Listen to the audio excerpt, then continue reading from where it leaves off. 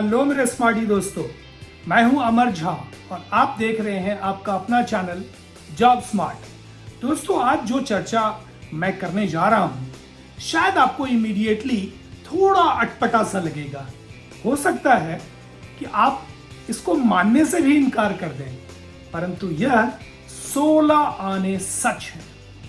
और आज मैं इस एपिसोड में आपको प्रूव कर दूंगा कि अगर आपने यह मंत्र अपना लिया तो भविष्य में आपकी सफलता पक्की है। आप अपने व्यक्तित्व में और अपने करियर, जॉब्स और बिजनेस में अद्भुत परिवर्तन देखने लगेंगे। तो आप सोच रहे होंगे ये कौन सा मंत्र है? और मंत्र ये है कि आप कभी भी किसी से सीधे मदद मत मांगना।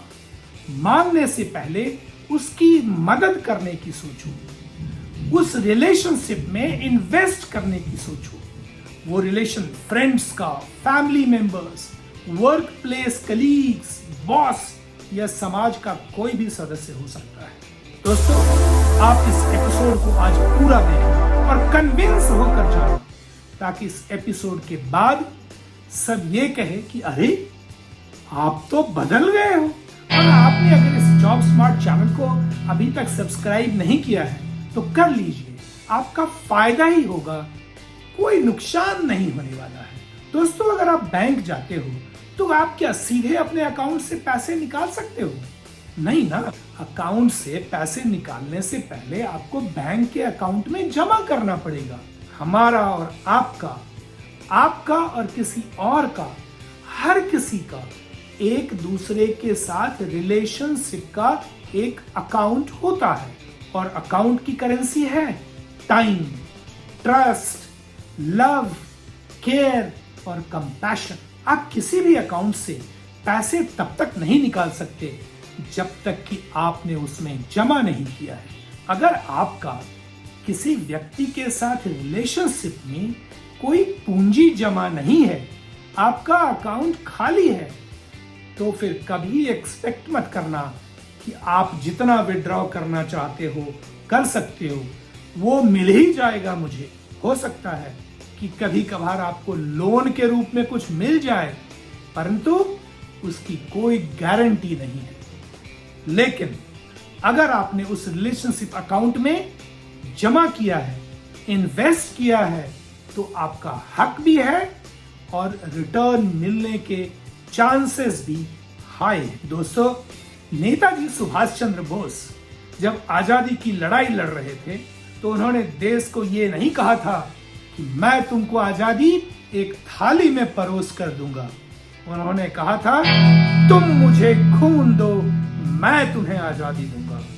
और उस आजादी की कीमत तभी है जब आप उस कीमत को चुकाने के लिए तैयार हो। दोस्तों, भगवान राम को जब विरासत में अपने पिता से अयोध्या का साम्राज्य मिल रहा था, उन्होंने 14 वर्ष का वनवास चुना, उस साम्राज्य के लिए त्याग किया, रावण से युद्ध किया, ऋषि मुनियों की रक्षा की, और तभी वो मर्यादा पुरुषोत्तम बन पाए, वरना सिर्फ राजा राम ही बनकर रह जाते।